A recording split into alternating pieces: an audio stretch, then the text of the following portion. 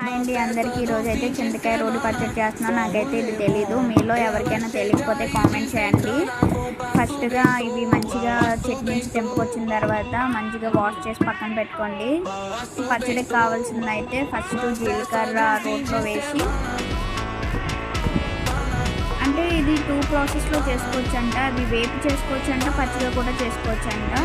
ఇదేమో అయితే మేము పచ్చిగానే చేస్తున్నాం. ఫస్ట్ రోట్లో జీలకర్ర వేసుకొని మెత్తగా మెదిగినాక దాంట్లో కొంచెం ఉప్పు అండ్ పచ్చిమిర్చి వేసుకొని మంచిగా దంచుకుంటున్నాం. ఇది బాగా మెదిగినాక దాంట్లోనే ముందుగా కడిగి పెట్టిన చింతకాయలని వేసుకొని మంచిగా దంచుకోండి. ఇదంటే మనం మిక్సీలో వేస్తే అంత టేస్ట్ ఉండదు అండ్ అలాగే మెత్తగా గ్రైండ్ అయిపోతుంది, అసలు పచ్చడిలా ఉండదంట. సో ఇలానే బాగుంటుంది అనేసి మా వాళ్ళు చెప్పారు. నాకైతే ప్రాసెస్ తెలీదు, నేను ఫస్ట్ టైం చూస్తున్నా కూడా. అలాగే మీకు కూడా ఎవరికైనా తెలియకపోతే కామెంట్ బాక్స్లో కామెంట్ చేయండి. దీంట్లోనే వెల్లుల్లి అండ్ పసుపు వేసుకొని దంచుకోండి. మంచిగా దంచుకున్న తర్వాత దీన్ని ఒక గిన్నెలోకి తీసేసుకోండి. తీసుకున్న తర్వాత దీన్ని ఒక గిన్నెలోకి తీసుకున్న తర్వాత నెక్స్ట్ ప్రాసెస్ పోపు చేసుకోవడం.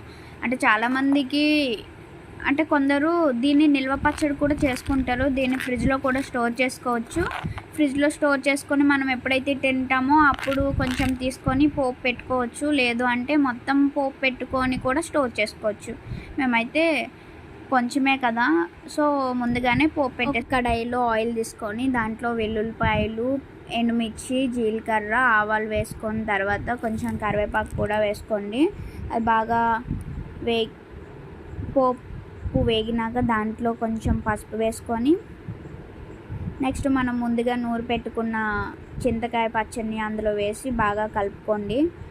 ఏంటి అంటే చాలా బాగుంటుంది అని చెప్పారు. నేనైతే ఫస్ట్ టైం అండి ఇది తినడం కూడా. నాకైతే తెలీదు, మా సైడ్ చెట్లు ఉన్నా మాకు, కానీ మేము ఎవరిమీ తినమన్నమాట.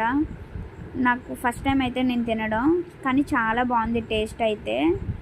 ఎంత బాగుంది అంటే అసలు నేను చెప్పలేను. వేడి వేడి అన్నంలో వేసుకొని తింటే చాలా బాగుంది. నాకైతే ఫస్ట్ టైంలోనే నచ్చింది. చింతకాయ పచ్చడి ఎలా ఉంటుందో ఏమో అనుకున్నాను, కానీ అలా తినలేని వాళ్ళు ఉంటారు కదా, వాళ్ళు కూడా ట్రై చేసి ఎలా ఉందో చెప్పండి. నచ్చినట్లయితే లైక్, షేర్, సబ్స్క్రైబ్ చేసుకోండి ప్లీజ్.